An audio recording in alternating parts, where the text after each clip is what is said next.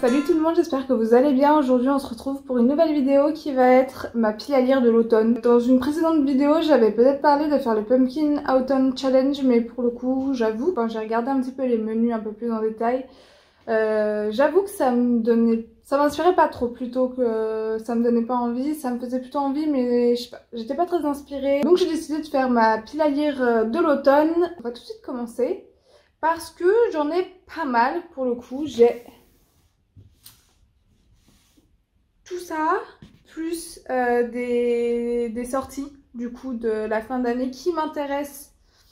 Quelques sorties, donc on va tout de suite commencer par les sorties. Dans cette pile à lire, je vais mettre Terra Smokolo qui sort le 28 septembre. Je vais mettre Le Pont des Tempêtes tome 2 qui sort le 4 octobre. Pour finir, niveau sortie, Mon Ex et Autres Malédictions qui sort le 5 octobre. Ça va être 3 sorties plus les 8 livres que je vais vous présenter, sachant que je pense sûrement que je vais acheter... déjà c'est sûr que je vais acheter des livres. Donc le but c'est de pas trop pas faire une pile à lire trop longue comme pour la pile à lire de l'été, parce que entre ce que j'achète, ce que je lis et voilà, ça va faire trop. On va tout de suite passer donc au livre que je vais vous présenter. Donc pour commencer, Les Mystères de Fleet House de Lucinda Riley. Je vais savoir maintenant que j'adore la saga des 7 sœurs, donc de cette même autrice.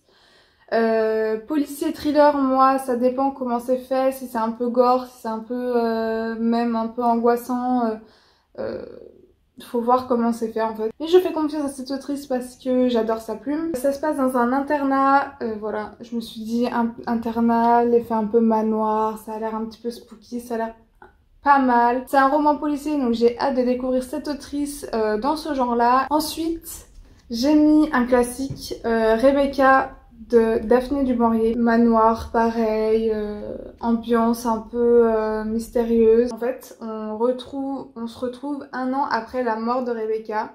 Donc on a Maxime de Winter qui a une nouvelle épouse, et en fait cette nouvelle épouse elle se pose des questions parce que l'ancienne propriétaire des lieux, donc l'ancienne maîtresse des lieux, a l'air omniprésente. Et les circonstances de sa mort restent assez floues, donc voilà. Et il faut que je lise absolument, parce que ça fait depuis que le film est sorti que j'ai envie, que je l'ai déjà dans ma pile à lire. Ça fait bien 2-3 ans que j'ai ce livre dans ma pile à lire, donc ce serait bien que je le sorte, et je pense que la saison s'y prête, voilà. De toute façon, pour moi, cette saison, c'est un petit peu tout ce qui est un peu manoir, gothique, un peu Dark Academia, trucs comme ça, j'adore. Quoi de mieux qu'un des ouvrages des Sœurs Brontë?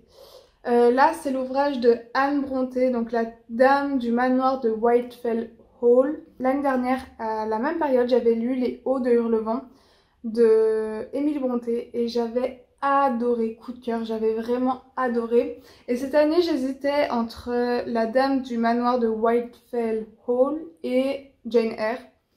Et je me suis dit manoir, allez, go. Et donc c'est l'histoire d'Hélène Graham qui va être nouvellement arrivée et qui va s'installer donc dans le manoir de dans le manoir de Whitefell Hall, j'arrive pas à le dire, donc dans son manoir, voilà. Et elle va subir de grosses rumeurs, on sait pas trop pourquoi elle est là, elle va se retrouver un petit peu dans un petit...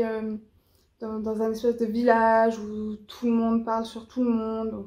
Donc voilà, et elle arrive un petit peu dans des conditions assez mystérieuses. Je pense que vous le voyez, mais là les 2 autres livres plutôt que je vous ai présentés, c'est à peu près le même genre d'histoire. C'est la vibe du moment, on verra bien si ça me plaît. Maintenant, on va passer dans tout ce qui est classique, et classique que je n'ai pas lu, c'est-à-dire Harry Potter, et j'ai décidé de lire au moins le tome 3 pour cet automne. En plus c'est le tome 3, du coup il se passe pile à la période de l'automne, donc voilà, ça se prête à la saison, faut que je continue les Harry Potter, et voilà.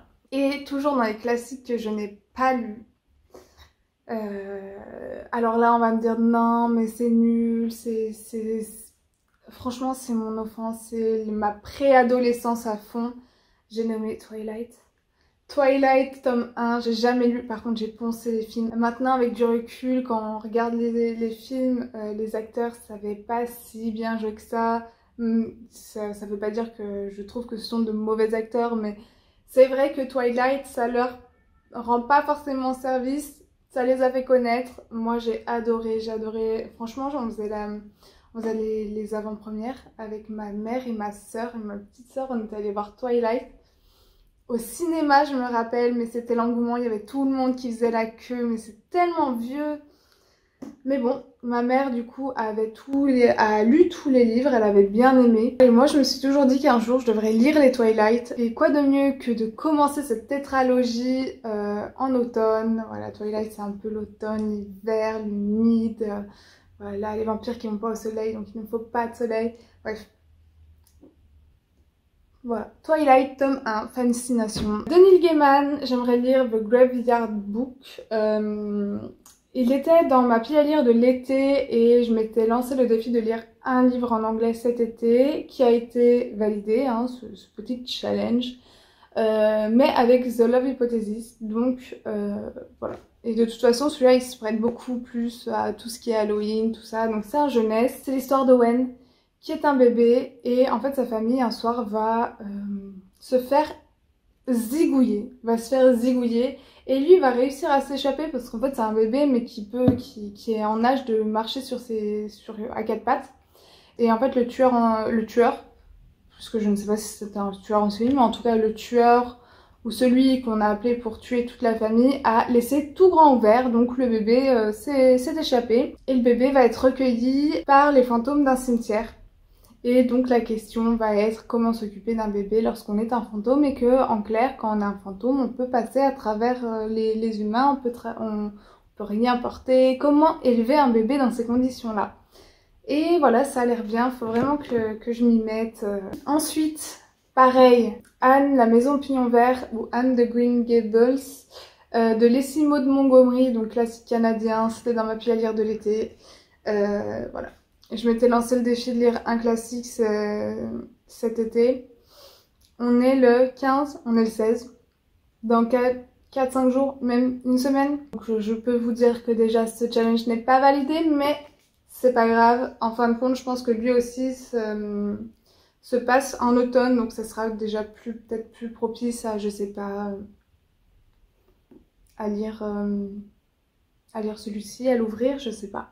Et pour finir, j'aimerais lire La gardienne du chardon de Lorraine Bellez, donc Les voix de l'Oporum. C'est un roman steampunk. On se retrouve dans un monde un peu alternatif, hein. On se retrouve en 1887, la reine Victoria a trouvé le moyen d'être immortelle. Et en fait, elle a une cour, donc sa cour, tout le monde est à sa botte. Mais en fait, on comprend que la reine Victoria, c'est pas forcément, elle est pas forcément gentille. Et il y a des disparitions chez les bourges de sa cour, quoi. Et donc on retrouve Isobel, qui fait partie de la bourgeoisie, et en fait sa sœur s'est suicidée, mais elle y croit pas du tout, et donc elle va chercher le pourquoi du comment sa sœur est morte.